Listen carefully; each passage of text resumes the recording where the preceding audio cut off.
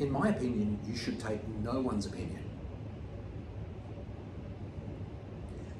You should get someone to teach you methodically the maths, the logic and the science so that you know how to compare things. You should establish some criteria so that if, for example, you're looking at an area, you've got this big long checklist. I use a 24-point checklist as a criteria. Because if I just looked at it, I wouldn't know. I can't tell you how many times I've driven through somewhere in Australia and I'm like, oh, it's gonna be fantastic. And then you get the criteria out and you go down through the criteria and you go, oh, it's statistically not likely to work. One of the golden tools, like a spirit level, to show you if something's flat, is a PIA. Now, what is a PIA? A PIA is a property investment analysis. It's a set report which can evaluate all of the maths and give you various reports on a second-hand dwelling, a unit, a new house. The inputs go in, they come from your current situation, and it forecasts everything. It's got formulas in there and it produces a really detailed report. I'm going to show you one and go through that for you in a moment. Now, what it does for you is this. It says, I don't know, how much the tax is, what the costs are. Let's say I was going to look at a property that had a certain value on it.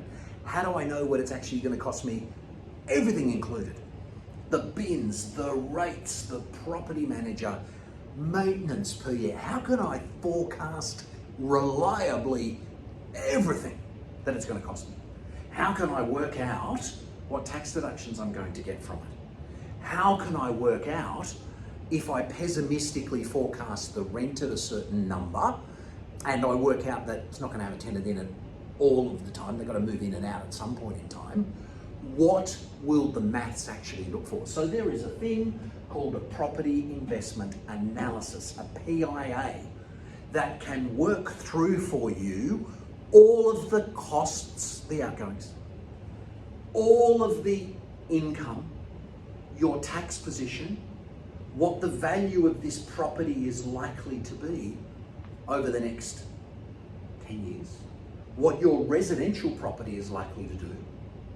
If you do nothing and you just stay with where you are right now, your current exact situation, how long will it take you to pay off your home loan? And if you went ahead with something, whatever that was, will it speed up paying off your home loan or will it slow it down? And if you did do all of these things, what is the exact maths of all of it? That is what you need to be looking at. Because you know what? If you have a PIA and you've got the bank also evaluating the proposal and both of them, clear as day, are telling you that something is way negatively geared or balanced or potentially slightly positive, then you are in the best possible decision place. Don't just ask someone. When you say, hey, what should I do? I hate it when people at the other end of that question say, oh, you should do this. How do they know? How can they work out what you should do before step number 1, before step number 2, before step number 3, and before step number 4? Because if they're just telling you something, so, oh, you should do this, it's going to be fantastic, it's going to work for you, it'll be great, chances are they're just trying to sell you something. Whereas if you work out and understand what is your exact current situation, and if you work out and understand what are the aspects of that current situation which are a problem for you, you're clever enough to understand it once someone shows you. And then if you work out what the options are and what would happen if you did secondhand, or what would happen if you did a unit, or what would happen if you did new, or, worse still, terrible thing to say, what would happen if you did nothing now that you know what you know, you need to go through a customer educative journey that teaches you what you need to know so that you can spot the right one. And in so doing, you'll spot the right person.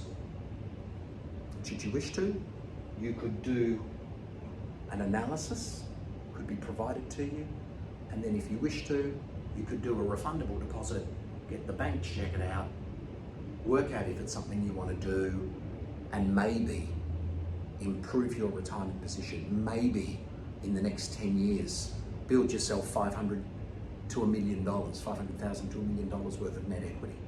Maybe pay off your home loan 6, 7, or 8 years quicker, and maybe not be in the predicament that you feel you're in right now. It'd be worth checking. Yeah? I'm now going to teach you how a PIA works separately. I'll go through it online. I'll explain each section. That's fair.